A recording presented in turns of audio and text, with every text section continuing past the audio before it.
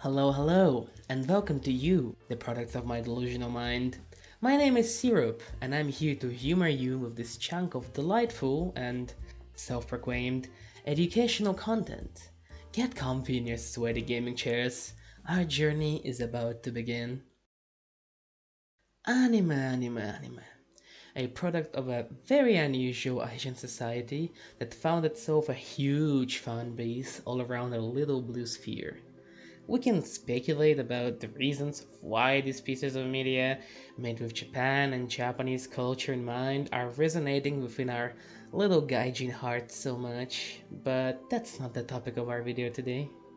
Instead, I'd like to introduce you to the tropes and roots anime took to conquer the world with its style, plot, and animation. But to begin our journey, we should first pay a little visit to the place it all started. As we all know, history is a bitch, so it just so happened that the inception of anime occurred during not the most peaceful era of Japanese militarism and colonialism. The first ever documented anime that survived throughout the years for us to see was released on June the 30th, 1917, almost at the time World War I ended.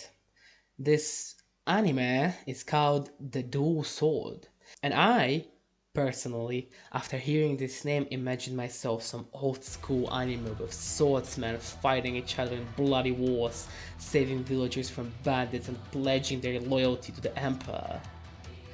Well, this is what we actually have.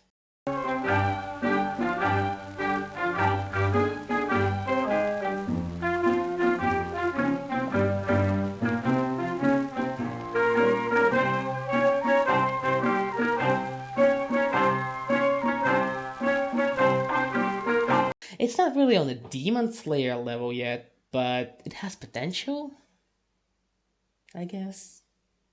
Furthermore, during World War II era, Japan began producing animated propaganda, and the animation quality has skyrocketed within those few decades.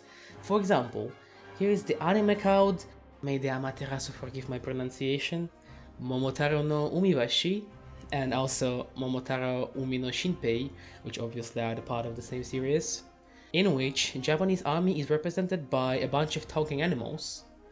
I guess they haven't figured out to add the girl part into cat girls yet. Only after a few decades of rebuilding their country and mastering the art of moving pictures, anime managed to obtain somewhat of a familiar for us all shape. That was a perfect opportunity to uncover the veil and import this art abroad. Anime conquered Japan and quickly became mainstream in there, which meant only one thing: the industry wasn't satisfied with Japanese viewers only.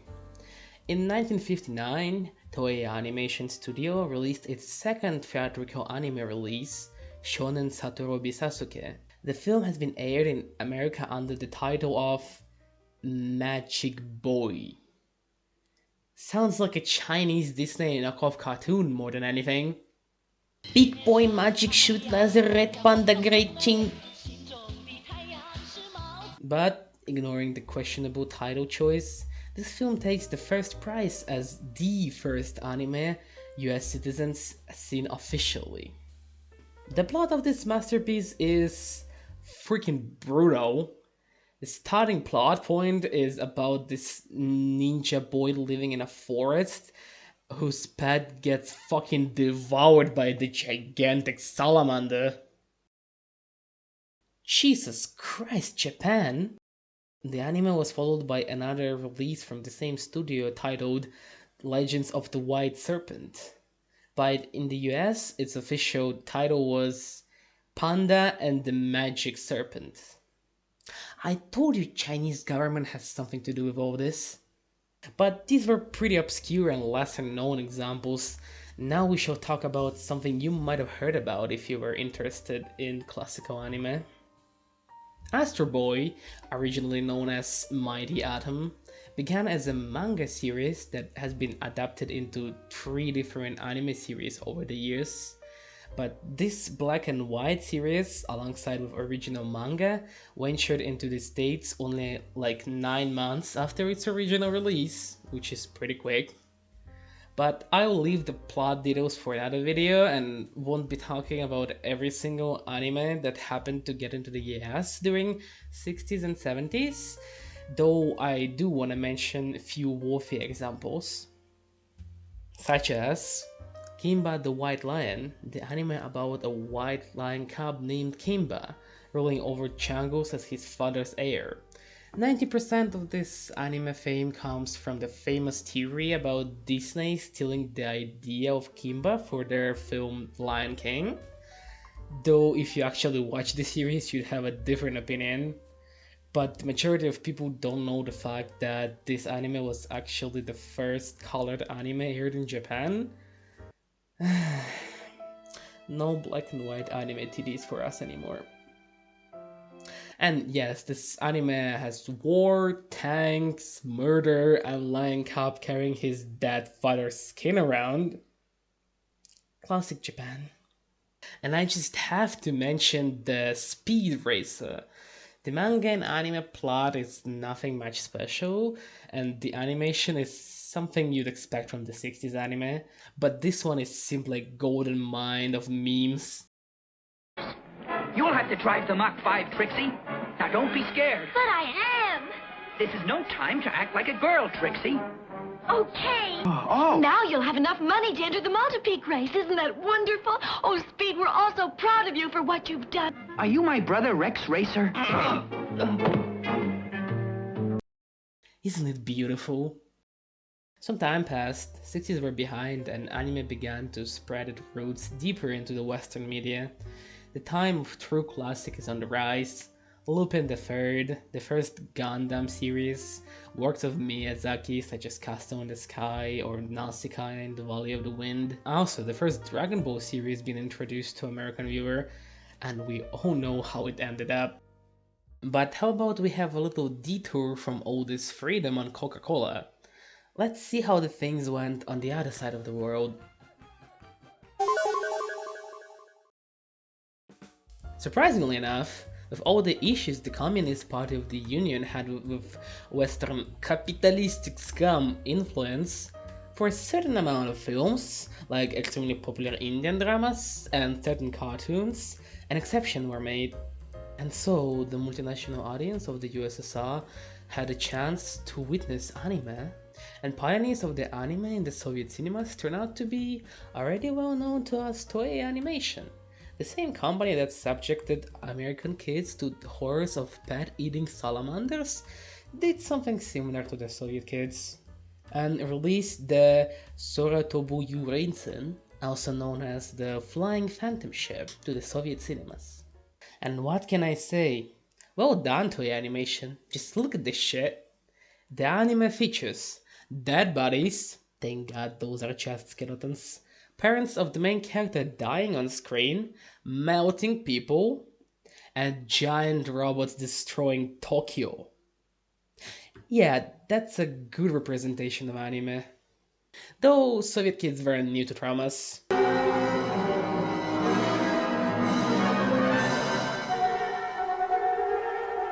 Подушка, подушка, ответь наконец, что такое есть потец? Я знаю. That shit's rough. All of this opened the door for more Japanese animation to visit the land of communism and depression. Toei Animation kept on their kill streak with anime such as The Great Adventure of Horus, Prince of the Sun, though I wouldn't call this bastard a prince, and the anime edition of Puss in Boots. From other companies, we got, for example, Barefoot Gen, Thanks for Even More Trauma, and others. But at a certain point, Toei Animation does an epic gamer move and they make a collaboration with the Soyuz Multfilm, the biggest party-supported animation company, and release their adaptation of the Russian fairy tale called The 12 Months. The plot is somewhat similar to Cinderella, with a small girl who is treated like a garbage by her godmother, but with the help of the 12 wizards representing months she reclaims justice. This was an interesting experiment, but the final product never really became popular, I, for instance, never heard of this before, though despite my age, Soviet cartoons were a big part of my childhood. But that was just the beginning of the collaboration between Toei and Soviet animators. The Adventures of Lolo the Penguin is another child of Japanese and USSR animation, which gained a huge cultural significance for many generations of kids from these post-Soviet countries. And I 100% recommend it, though I won't go into details of the plot because I believe that it deserves a separate video. Just know, and I hate repeating myself, but again, at a certain point it turns fucking brutal. But now it's about a time for a fast forward. Let's take a look at a more, should I say, modern time. Look guys, this is Gorbachev, and this is the country he rules. Let's see what will happen to them.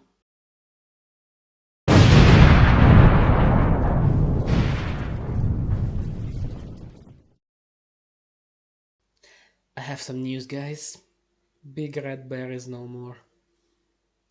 With the USSR shattered into a lot of colorful little nations, and with the complete abolishment of the Iron Curtain, nothing was in the way of Weep Storm taking over this chunk of land. But I would like to change things up a little. Of course, I could start mumbling the same old list of different titles and go on with it, but let's say, as a resident of an unspecified Eastern European country, I have some personal experiences with all this culture, and I know people who had similar experiences. So I would love to review this bit of history through them. Let me put it that way, being openly into anime in the 90s in there wasn't the best idea. The post-Soviet viewers never before were subjugated to animation that wasn't suited for all ages. But anime, as we all know, sometimes can only be suitable for adult audience. The government really liked to use animation as a way to easily spread propaganda amidst young children, and that stereotype still, although not as strong and mostly reserved for boomers, still stands strong. So at the very least, people who openly liked anime were being labeled as a person who liked watching Chinese cartoons. But at the worst... Что, пацаны, аниме? Я думаю, вообще не анимешник. Не анимешник.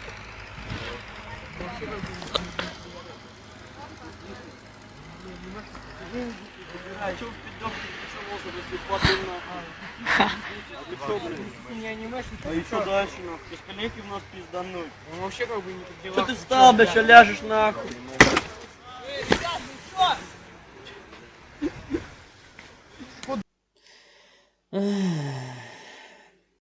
But luckily for me, when I got into my teenagehood, gopnik culture was already dead. Though I still heard some sneers and jeers from my classmates, but they weren't half as bad. All things considered, Russian-speaking anime community, despite everything, is quite large and pretty welcoming and full of quality content. I should also mention one of my favorite things about this community, the fan dubs. Anime is rarely being officially dubbed in Russian, not even talking about small languages like Ukrainian or Kazakh. So a lot of reasons for its early popularity comes from groups of people who came together and managed to put up a dub close in quality to the official dubs people are paid for. And yes, I know, subs over dubs. But before you accuse me of blasphemy, I am dyslexic, so even if I really wanted to watch with subs, my brain can only either process the letters or watch anime itself. Have some respect for people like me, okay? But of course, our tale would be incomplete without some personal experience. But Syrup, you are a little baby man. What can you know about the old days? The answer is absolutely fucking nothing. But luckily for all of us, I have an ancient dinosaur living with me, also known as my older brother, who I'll be interrogating for the sake of content. I'm a good little brother.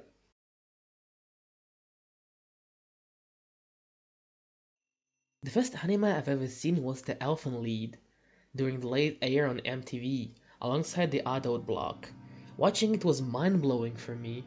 I've never seen anything like this before, and I've remained in the dark about the anime culture till 2008, when our parents finally managed to afford slow and limited mobile internet. It was really shitty, and the limited nature of it meant that I had to constantly monitor the amount of traffic left, cause our father would be mad if I used it all. At the same time, I was looking for some DVD discs on the local street market. I could scarcely find any anime in there, mostly western movies and stuff, but once I bumped into a guy who offered me to burn some discs for me and record whatever I wanted on them for some money. Since then, every once in a while I'd bump into him and exchange my money for anime I ordered. Not so long after that, in 2010, we finally got a limitless internet access for the first time. Every time our father left for a night shift, I'd spend all night watching anime and chatting online. That's when I discovered titles such as Spice and Wolf, Melancholy Okarki Sunzumi, When Cicadas Cry, and many more titles that were popular at the time. It felt great to finally have everything at once after struggling for so long. And about that time I also started hanging out in Twitch, and now sadly dead Dobrachan. I got a lot of anime recommendations from those places, and I watched a lot of garbage during that time. I was literally watching everything I could. But now I'm a grown man with taste, though I still miss those nights I spent with no care in the world. But let's get back on track for a brief moment. Fast forward to 2023, anime is everywhere. Years passed since the time of anime being adapted for kids to watch on TV, and in the US the industry got really huge. These days big western companies are humiliating themselves by trying to adapt anime into live action. Even some really big Japanese companies gave a lot of attention to outsiders, let's say Hololive for example.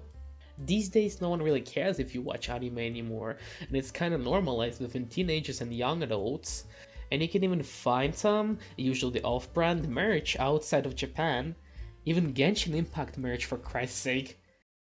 I can buy Venti in real life, but this motherfucker keeps getting away from me in the game. But I think we've talked enough about the stuff that is relevant to me. How about we have more of a broad look? And I'll achieve this with the power of friendship.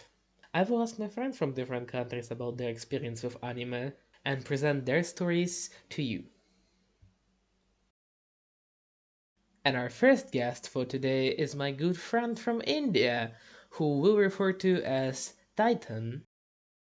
What was your first experience with anime and how did you find out about it?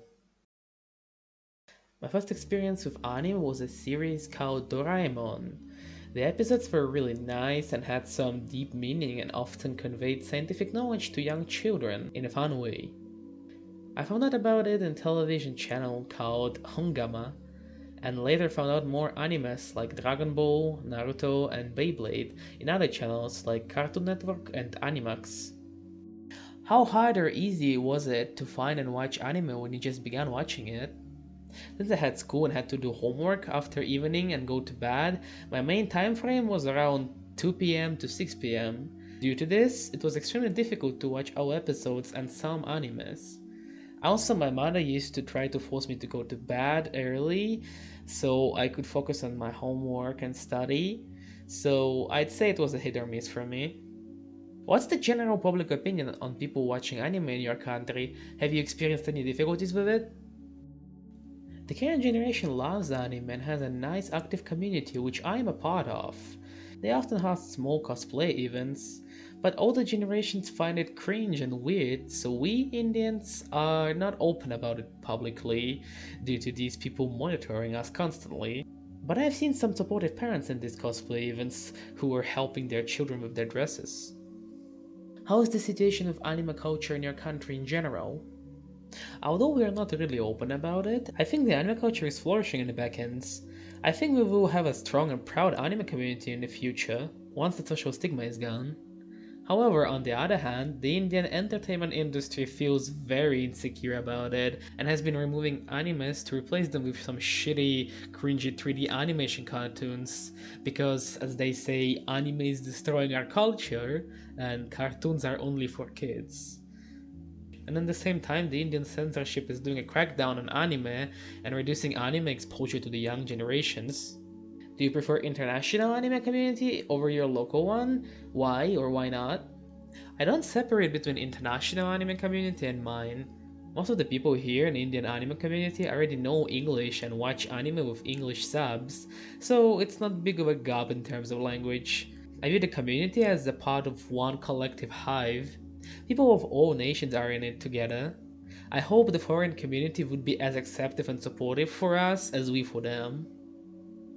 Bonus question, what would you call your favorite anime of all time? Well, To Your Eternity and 86 both hold the top spot for me equally. Huh, surprisingly enough I found a lot of similarities with his story. I guess we ain't so different after all. But let's move it, shall we? Next person to shine us with his delightful anecdotes is my friend Imanichi from Ukraine. My first experience with anime was at a young age, when I didn't realize I was actually watching anime. Back in 2000s I watched Pokemon and Naruto after school on Jetix.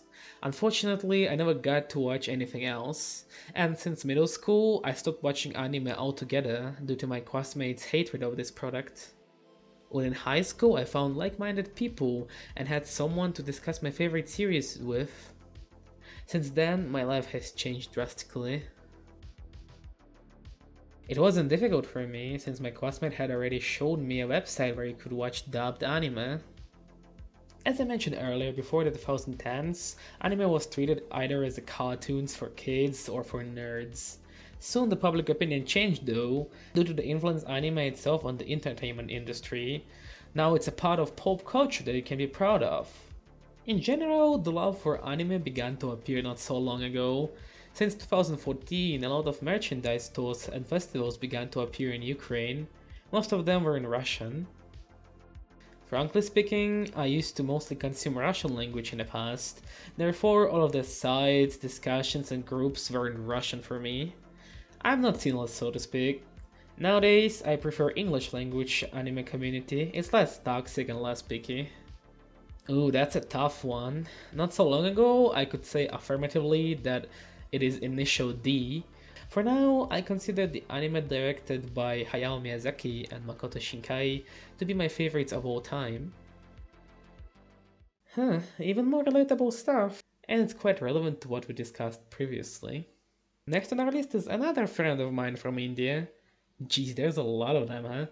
And his beautiful name is Chinu, and Chinu is special, you see. His answers are short and to the point, I'd say. But for one of the questions, his answer was this. I'll make the most of it. Well, it just aired on the TV like any other cartoons I watched. And I think the first one I've ever watched was called Konchikame. It was pretty fun. I watched it as a kid on the TV and it was pretty easy to find. Kids channels liked to air animes such as Dragon Ball and Naruto and etc. Even though it used to air on TV, I feel like it's still very niche compared to other forms of entertainment, like movies. But it seems to be gaining popularity recently because of the internet.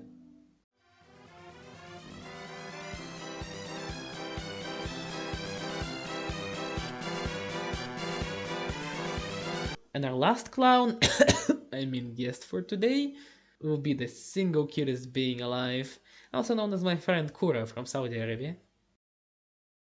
My first experience with anime was titles such as Inuyasha, Detective Conan, Dragon Ball, Romeo's Blue Skies, and My Daddy Longlegs.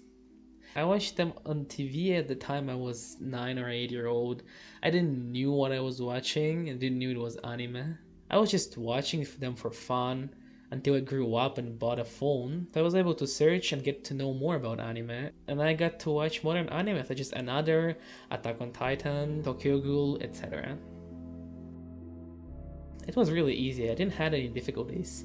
I would come back from school at 1 PM and then do my homework for half an hour, and then I just had all the time in the world to watch anime for the rest of the day. Saudi society currently accepts otaku.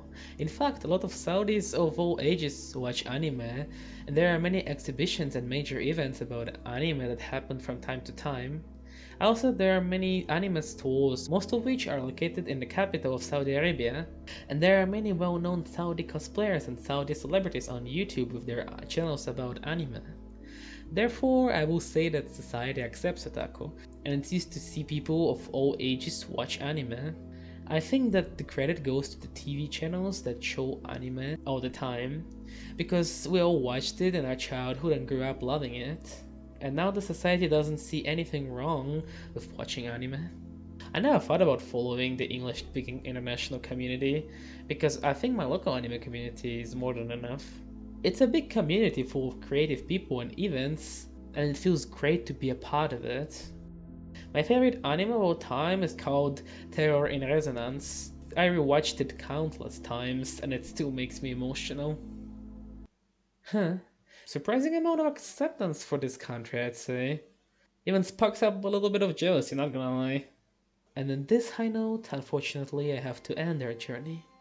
Let's try to draw some conclusions from what we've seen today. Anime, as well as any other form of entertainment media, is shaped by its authors, who themselves are being shaped by their cultures. But in our age of globalism, such things are nothing but mere conditions. A lot of cultures adopted anime, some with hardship, some quite easily, some had to struggle for even a chance to enjoy it, and some were fed with it from childhood. But at the end of the day, whether you live in New York or in some rural village in the middle of Siberia, whether you are from a highly populated Asian city or a small town in the middle of Germany, common interest in anime will always give you a reason to call each other friends.